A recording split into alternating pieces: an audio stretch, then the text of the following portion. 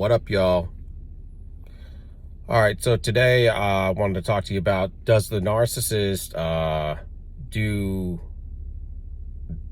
do they care when you have moved on in your life with another individual in a love partner relationship? Do they care? So the narcissist is a lot of times when they leave you, they have discarded you, or you have discarded yourself, of course, or disengaged because you had nothing else to give. They broke you down to pieces, man. And so if a lot of times, if they were to see you after that point in the short, they wouldn't even care about you, because they've what they would feel like is that they conquered you, and that you kind of turned them off at that point. So what happened was they were very infatuated with you when they met you, because you were a secure individual and you had a lot going on. You were successful. You had a lot of things going on in your life, and you kept yourself busy. You were probably fit and doing a lot of good things on the regular. And then when you met the narcissist, you started focusing in on them, and before you know it, you're isolating yourself, or they're isolating you, and you're spending all your time thinking about them and taking care of them and wondering about them and ruminating on them. So this is a high neglect on yourself. You become very neglectful of yourself, your friends, your family, and everything, right? And the way you look, you dress, your money's looking bad and everything, because this is how they turn you into completely focused on them. They want you focused on them all the time, and they're very needy. So when you do that, you end up breaking down yourself, and it's just not a good look. But that's what the narcissist causes. And so the thing with the narcissist that got them defunct is they are infatuated, but then when you commit to them, that's when they don't want you anymore. It's like they feel like they've conquered you and they're on to the next thing. It's ridiculous, but this is how they think in their little pea brain. And so what happens is, there you go, they've moved on. And a lot of times we would get to where we would be desperate for them, and this is part of, I think, the sabotage that they put on us, the spell that they put on us, this stuff that we've been maybe used to being having the ability to get spellbound by these fools before we woke up. And so but it's just not a good look. And even on regular people, generally speaking, this wouldn't happen if we were dating a normie, a regular person, or whatever, or another empath. But because it happens to be a narcissist, and it happens to be like your that caregiver partner that raised you is very similar, probably by nature, in the way that they operate and act and neglect you and everything. And so they're just nonchalant, flat, never give you a whole lot of praise for anything, and it's kind of it takes you way back, a lot of times, especially if you've gotten like me and you kind of recovered and you've been able to search this from the inside, and go all the way back to your childhood. It really makes sense. You look for someone like your mother. You know what they say? It's true, man. There's something to say about that. But anyway, so this is what happens. But when a person like that turns everything around, right? There's a lot of people that are damaged for life, but if you have the ability to turn this around, maybe you've healed, or you've kind of caught on to narcissism, and you've reached out and got healing, from within, and worked on yourself. Spent time alone and really worked on healing, and kind of investigated a lot of things, got educated on a lot of things, and worked on yourself, right? The dark night of the soul. So you do that, and then, they're going to see you down the road, or they're going to, they're still keeping watch of you, periodically, I'm sure. I mean, it happened to me. And then, all of a sudden you're back to where you were before you met the narcissist, right? And there they go, they're getting infatuated by you again. Why? Because you're back to where you were when they met you, and now you've even changed up a lot of things in your life, and you're beyond that even. And you're growing into a new man, a new woman, somebody totally different and totally the next level. You're leveling up from wherever you were. And I think that what they see is not only your energy level, but your strength and your security, knowing that I'm not going to fall for this trap again, really. I mean, and so this is kind of what infatuates them. But when they see that you have moved on, do they care? Well, they like things to happen on their watch, and they do care. They get very envious and jealous. They have a hard time with that, and they will start ruminating sometimes over you. And, generally speaking, they don't give a damn about you, but they will ruminate and think about, you, because a lot of times they're, why is he with her and not me? What does she have that I don't have? I've heard her say that before, and, or this doesn't happen to me. I get what I want. And, yeah, but you've been dealing with a bunch of weak individuals. And, let's face it, we were too, maybe. But we're awakened to this, and now when you're awakened to this and you heal up, you're even beyond regular healed people. You're at the top now. I mean, as far as when it comes to what the strength and what the narcissist would probably want to take down at this point, because they like somebody that's solid and secure. The problem is when they see weakness in you, that's when they get deterred. So anytime that you are vulnerable with them, for the most part, they don't like that. That's when they kind of start losing interest in you. And so when you committed to them and you gave them more of your time, more of your energy, when you started treating them, more like a love partner, right? Because that's where you transition to with them. And that's where they have a problem. That's where it is considered weakness. And, because they're playing a game with you. And so when they're playing a game with you, and then they're looking at you like, wow, I'm completely sabotaging this individual, this successful individual. And I did this to him, or to her. And, they kind of look at it like on a whole different level, because see, they're cheap ass cowards, right? They're they're wolves in sheep's clothing. And to where, we were trying to be authentic with them and legit. Yeah, we had damage, in our whatever, but the narcissist is completely damaged. They are complete artificial intelligence. They just, care about things and money, and, that's it. Very surface. Nothing metaphysical, spiritual, or anything will they deal with outside of just whatever it is dealing with vanity. They're not having it. Very, very weak-minded, weak spiritual individuals that are just basically barely operating as humanity. I mean, just barely making it. And so when they see that you have healed up and you're looking really good, then they're all about you, and they're going to be silently stalking you. And they have different faces, man. So they're going to have that face that if you've moved on and you feel good, then they're going to be, you best believe they're going to be having that face on too.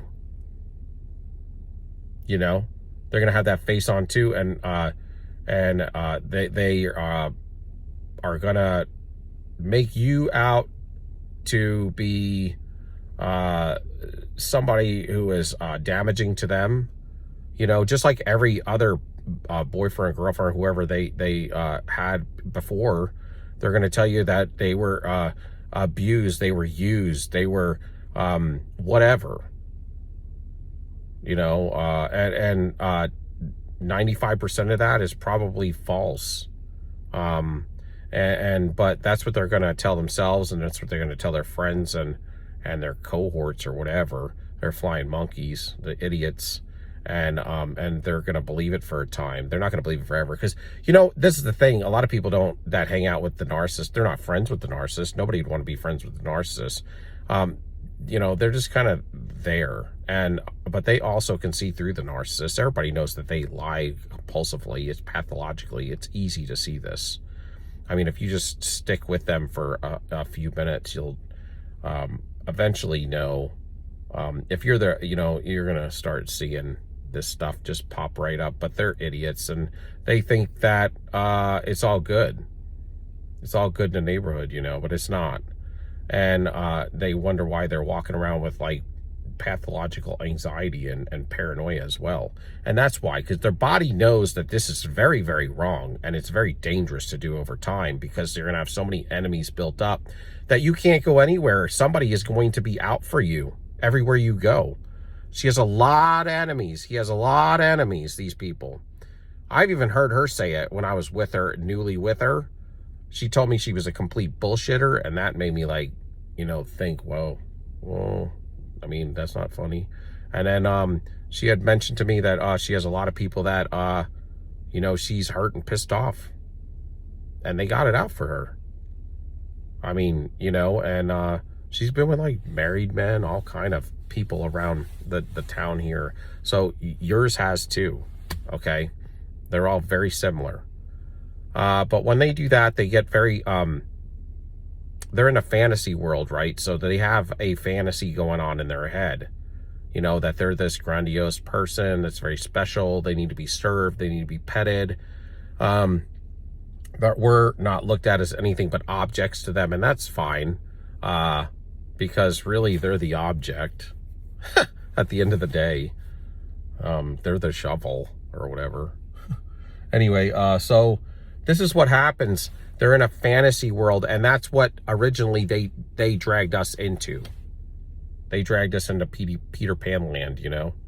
And we started to believe the hype for a while.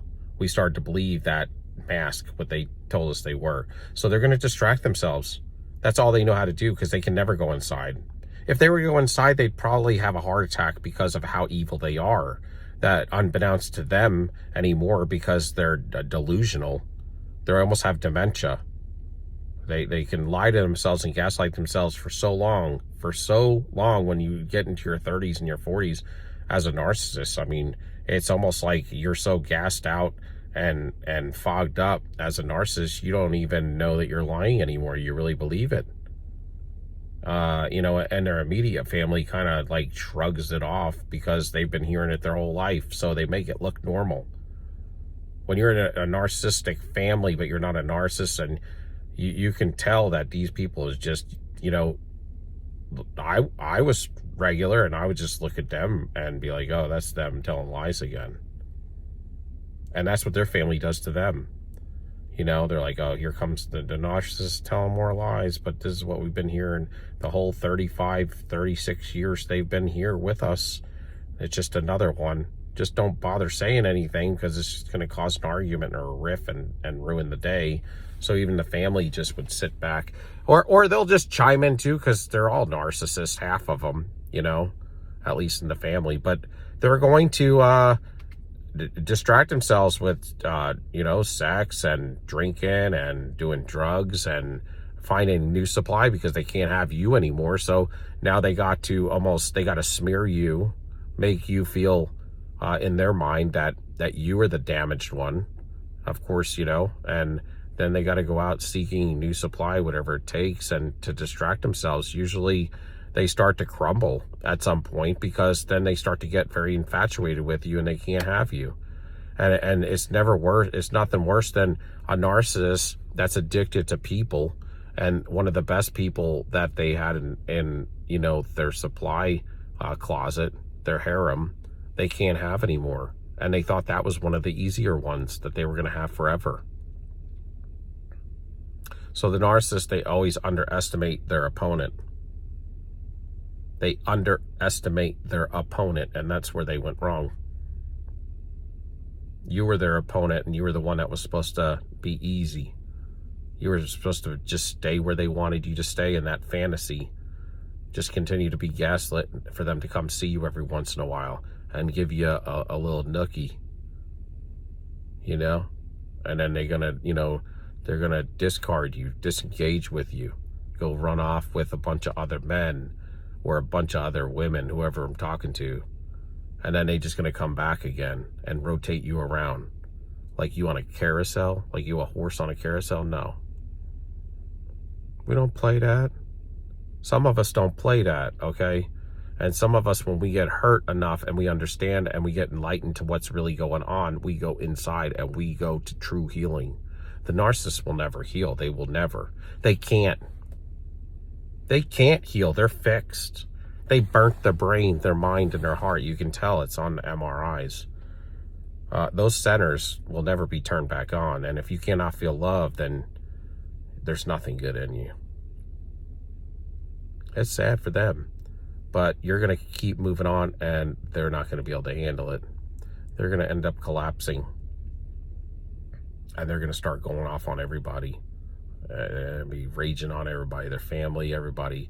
They're going to distance themselves from people. Turn into a hermit for a while. And, when it comes to you, they'll never probably live it down. They'll just have to keep deflecting. And, trying to not think about that situation again in their life. But it's a failure for them. And they can try to rationalize. They can rationalize a lot of things away, but they can't rationalize how, they always get what they want. But there was a point in time where you said no. And you said no because you don't even want to be friends with these individuals, because these individuals, and don't ever try to be a friend with them. You're friends with individuals that cared about you. You're friends with individuals that treat you with respect, that don't do these types of things and treat you like trash. See, that is a perk that you get when you are treat people with respect. When you don't treat people with respect like we weren't, okay? At some point, we decided to lay this thing down. And when you put it down, you got to put it down and you walk away from it. And that's part of your healing. To never talk to them again. Because they're the trash. But we allowed them to treat us like they are. And when you awake to this, to love yourself is to just put that down, man. Because you know why? We ain't got time for no putting out fires for people who don't care about us no more. We ain't got time to hang out with people that are fruitless. We don't have time to hang out with, if you're a fruitful tree, why would you hang out with a dead tree or a branch that's dead? We have nothing in common. They walk in their circle of death and destruction, and death upon themselves and destruction upon themselves, their own karma. We won't want to be attached to that. And we have a glorious life ahead of us with new individuals. We don't need that. And they'll never be able to handle that. They'll never be able to fathom that and rationalize that away. That they can be in their fantasy world with other people, and they could be in their fantasy world with other BS that they think makes them a king and a queen. But they can never rationalize the fact that you don't ever want them back. And they can't get over that. So give me a like, a thumbs up, and stand tall, soldier up. Peace out. Love y'all.